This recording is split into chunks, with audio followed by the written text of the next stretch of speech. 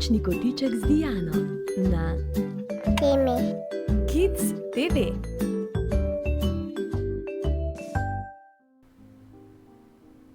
Dober večer, otroci. Danes gremo k zdravniku. No, ne gremo ravno zares k zdravniku, ampak bomo Floro pospremili k zdravniku. No, pravzaprav je ne bomo pospremili k zdravniku, ampak bomo prebrali pravljico o Flori, ki mora k zdravniku. Napnite ušeska in dobro poslušajte. Flora se je počutila zelo slabo, zato sta jo prijatelja Baksi in Medi obiskala, da bi jo malce razvedrila. Prinesel sem ti tvoje najljubše jagode, je rekel Baksi. Hvala, Baksi, ampak jagod ne morem jesti. Moje grlo je tako boleče, kot da bi se v njem zagozdil jež, je zavzdihnila Flora. Jaz sem ti prinesel šopek rož, je rekel Medi. Zelo lepo dišijo, je kihnila Flora. Ne morem vohati cvetlic, moj nos je zamašen in me tako srbi, kot bi me žgečkalo milijon peres hkrati. Ti je takole prijetneje, jo je vprašal Medi, ko jo je pokril s puhasto odejo. Ne, hvala, Medi, tako mi je vroče, kot da bi stala pod žgočim puščavskim soncem, je potožila Flora. Ampak takoj zatem je še dodala, me kot pingvinčka na ledu trese od mraza. Brrr! Baksi in Medi nista vedela, kako bi ji lahko pomagala. Toda potem se je oglasila njena mama. Flora, k zdravniku moraš. Flora je v čakalnici čakala, da jo pokličejo na pregled. Lisička Flora, naj gre prosim k zdravnici Zdravki, v sobo številka 3, je po zvočniku sporočila asistentka. Flora se je usedla na velik stol, prijazna zdravnica pa je vzela zdravniško torbo s pripomočki.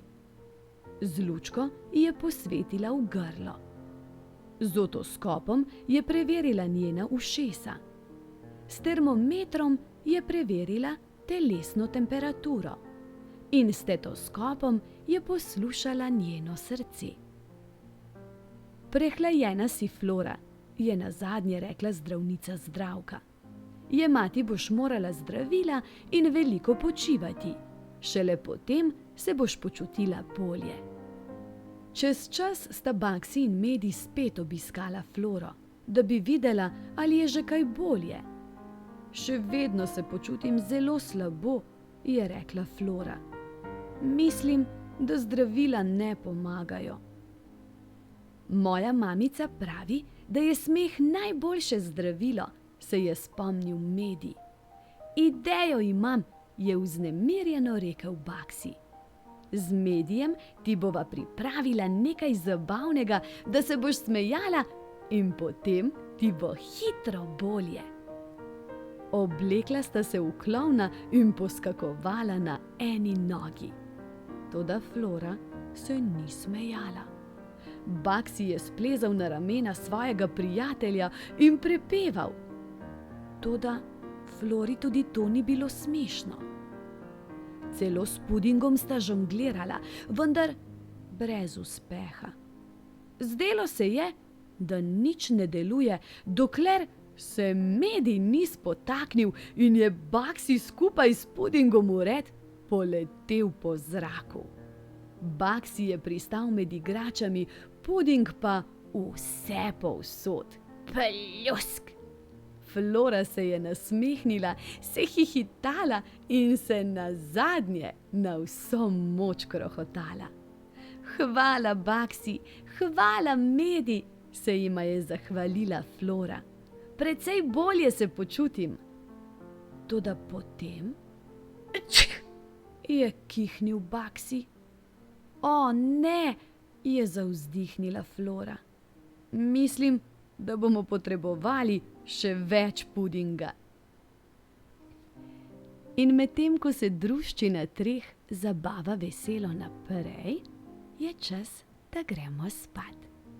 Zaprite oči, z mehko dekico se pokrite, zjutraj pa se spet k meni vrnite. Objem, poljubček in lahko noč.